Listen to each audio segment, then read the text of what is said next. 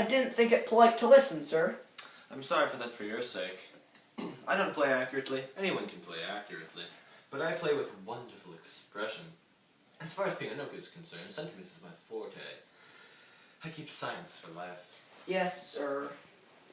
Speaking of the science for life, how are those cucumber sandwiches for Lady Bracknell coming along? Yes, sir. Oh.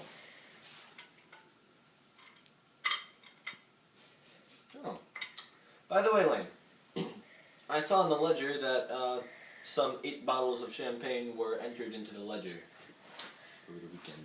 Yes, sir. 8 bottles and a pint. Why is it that in a bachelor's establishment, the servants invariably drink champagne? I merely ask for information. Attribute it to the superior quality of the wine, sir.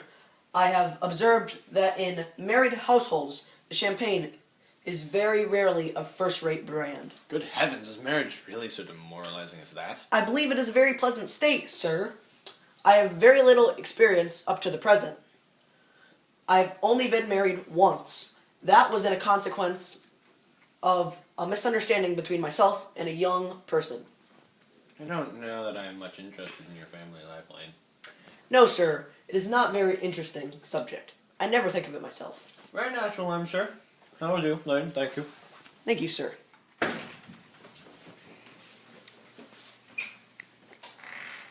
Mr. Ernest Worthing. Dear Ernest, what brings you up to town? Oh, pleasure, pleasure. What else should bring anyone anywhere? Eating as usual, I see, Algy. I believe it is customary in good society to take some slight refreshment at 5 o'clock. Where have you been since last Thursday? I've been in the country. What on earth do you do there?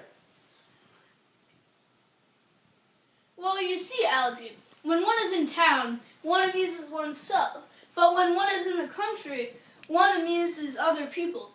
It is excessively boring. And who are the people you amuse? Just neighbors mostly. Good and nice neighbors in your part of Shropshire? Perfectly horrid. Never speak to one of them. How immensely you must amuse them. Yeah. By the way, Shropshire is your country, is it not?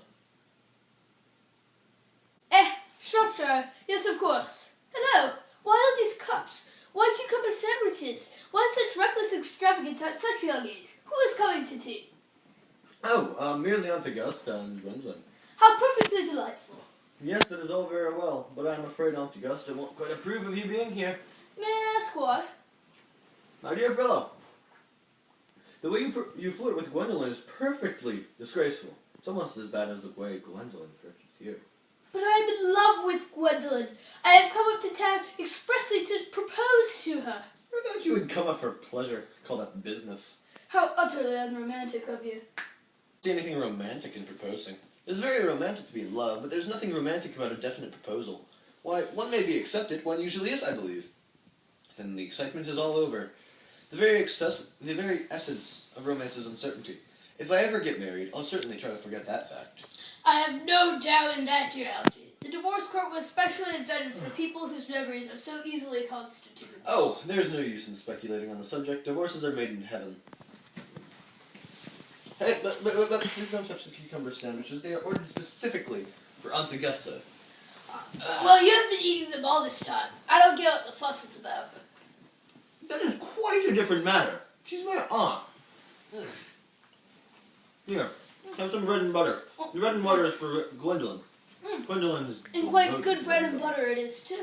I enjoy it. Well, my dear fellow. You need not eat as if you were going to eat at all.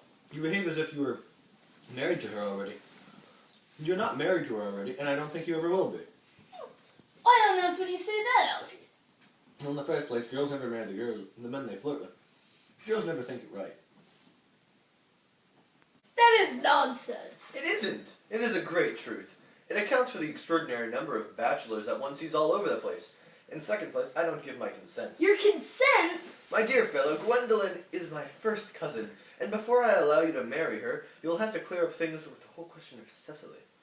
Ring-a-ding-ding. Cecily? What on earth do you mean? What do you mean, Algy? By Cecily, I don't know anyone by the name of Cecily.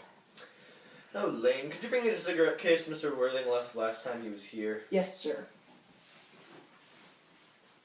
Do you mean to tell me that you've had my cigarette case all this time? I wish to God that you would have let me know before this. I've been writing frantic letters to Scotland Yard. I was close to offering a very large reward for it. Reward? Well, I wish you would offer one now. Well, there's no point in offering a large reward when it is already found. I think it is rather mean of you, Ernest, I must say.